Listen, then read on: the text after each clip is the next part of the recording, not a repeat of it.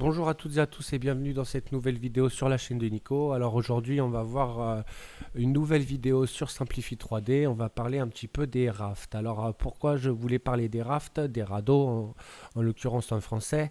Eh bien parce que j'entends beaucoup dire souvent eh bien, que je n'arrive pas à décoller mes radeaux. Alors pourquoi vous n'arrivez pas à décoller vos radeaux, pardon? Eh bien tout simplement c'est une petite astuce qu'on va voir ensemble dans la vidéo, comment on peut bien paramétrer notre petit radeau afin de pouvoir faciliter son décollement de la pièce, ne pas avoir de petits morceaux de radeau qui restent collés sur nos pièces, hein. Si on laisse les valeurs par défaut, il est certain que c'est ce qui va nous arriver. Donc on va voir dans cette vidéo comment on peut remédier à ce petit souci. Donc là on est sur la page de Simplify 3D sur leur site. J'aime bien commencer par là, hein, parce que bon, bah, on peut voir ce qu'ils ont mis à notre disposition dans la dernière version, donc là dans la version 4. Donc on peut voir qu'il y a une nouvelle conception de radeau de rupture, c'est-à-dire que Simplify il fournit des structures de support qui se séparent facilement dans nos modèles et ils voulaient apporter la même chose sur les radeaux et c'est ce qu'ils ont fait sur la version 4. Alors, et également, ils nous ont fait gagner du temps, gagner du temps sur la conception, la construction des radeaux. Donc, si ça nous fait gagner du temps, ça nous fait gagner du filament, ça nous fait gagner donc de l'argent. Et comme on sait bien, les filaments, c'est pas gratuit et ça a quand même un coût. Donc, mis bout à bout, c'est pas négligeable. Donc, on va voir comment on peut mettre en place les radeaux facilement pour pouvoir les décoller très très facilement. Allez, c'est parti. Alors donc nous voici donc comme je l'ai dit dans Simplify, j'ai repris le même modèle qu'il y a sur le site.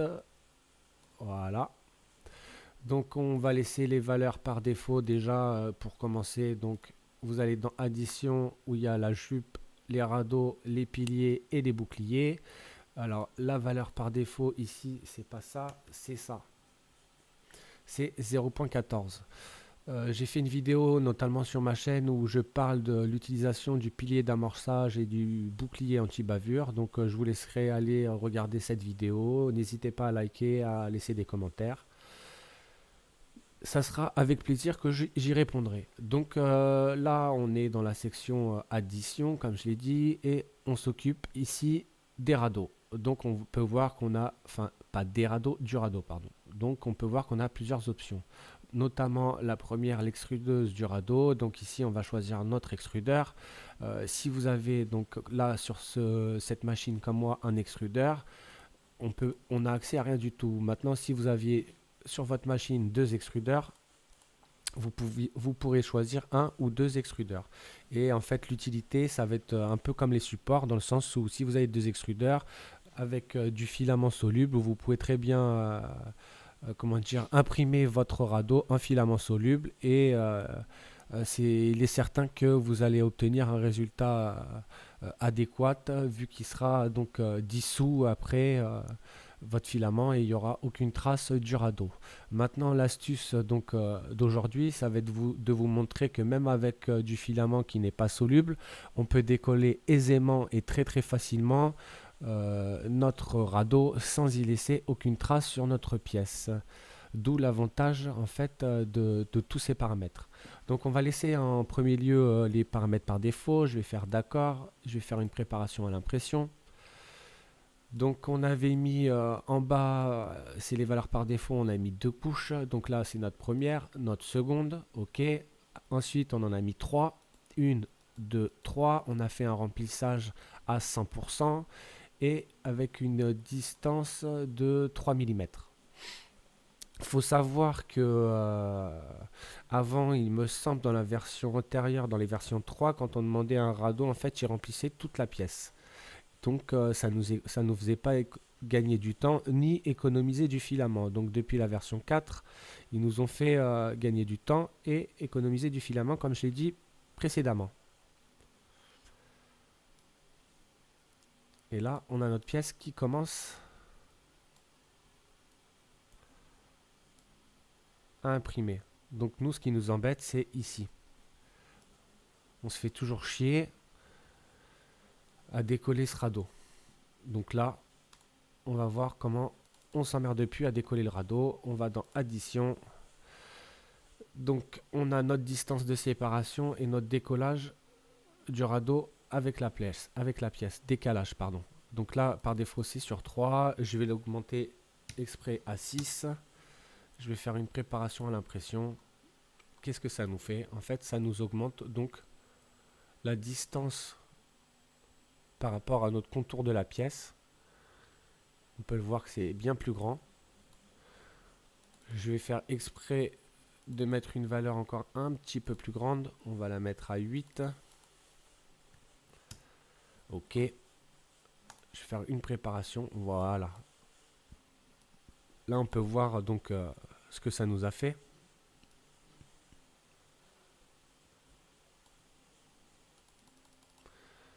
Hop là. Donc là, notre distance de 8 mm et il nous prend davantage l'objet. Donc là, en l'occurrence, c'est pas ce qu'on recherche. C'est pas très utile de faire ça sur ce type d'objet. Mais bon, je veux vous montrer les paramètres qui sont à lesquels on a accès sur l'utilisation du radeau. Donc moi, je vais retourner par défaut, c'est 3. On va y mettre, tiens, on va y mettre 1,50 pour bien voir la différence, mais dans l'autre sens. Donc si je fais une préparation à l'impression, là, on peut voir que donc notre radeau est vraiment très près du contour de notre pièce. Donc là, on a économisé encore du filament pour le radeau. Donc c'est quand même un sacré avantage. Donc ça, c'est après, c'est à voir par rapport à votre pièce. Donc là, ce qu'on veut voir, c'est comment on va décoller facilement. Donc pour décoller facilement, ça c'est la distance de séparation qui est donc à 0,14. 0,14 c'est la valeur par défaut. Donc c'est certain que si vous laissez cette valeur par défaut, donc c'est cette valeur justement qui nous embête parce que par défaut, donc on peut voir qu'elle est basse et que c'est celle-là qui nous donne donc des difficultés à décoller notre raft de notre pièce. Donc je vais augmenter fortement la distance pour bien comprendre et voir la différence dans la preview. Donc là, j'y ai mis 1 mm.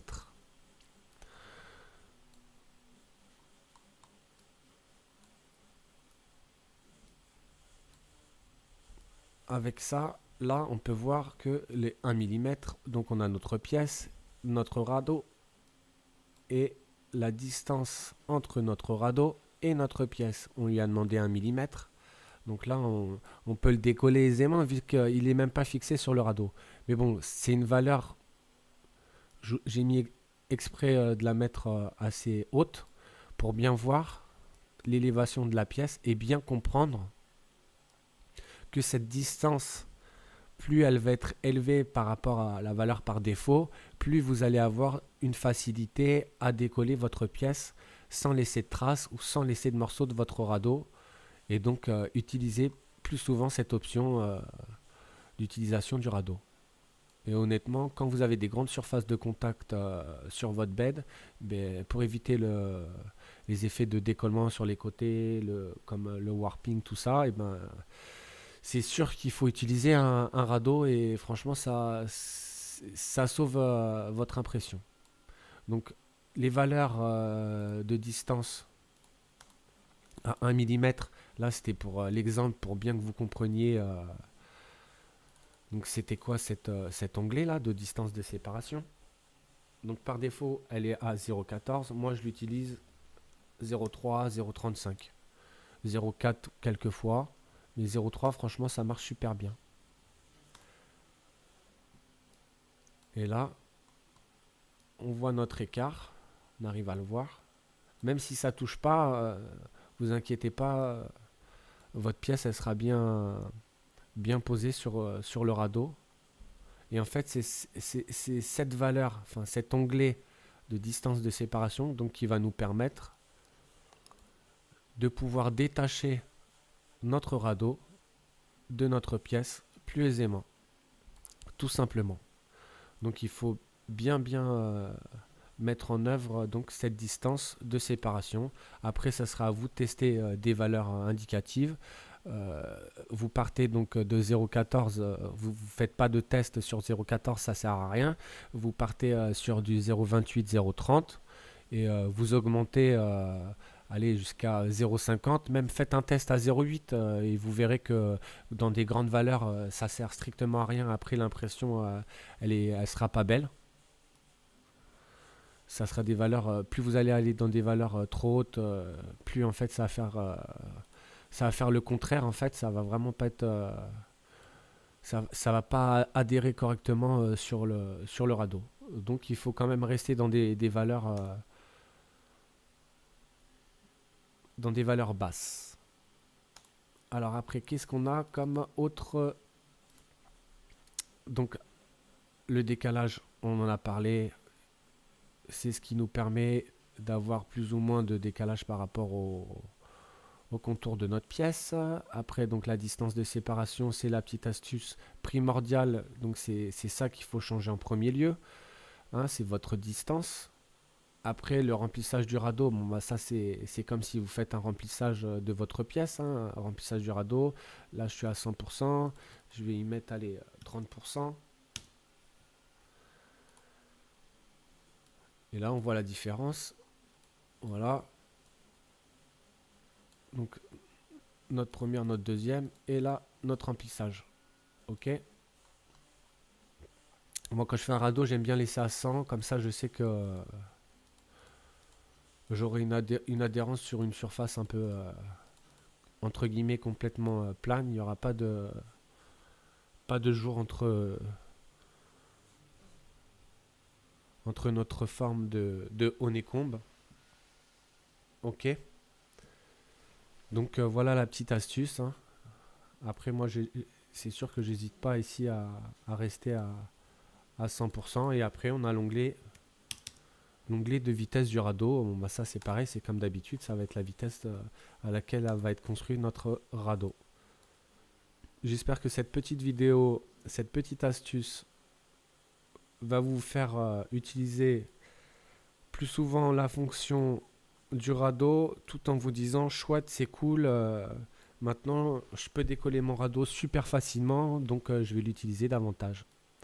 Je vous remercie de m'avoir écouté, d'avoir regardé cette vidéo. J'espère que cette petite astuce, bien encore une fois, va vous servir et vous a plu. Et je vous dis à très bientôt dans une prochaine vidéo. Et n'hésitez pas à laisser des commentaires, à partager un maximum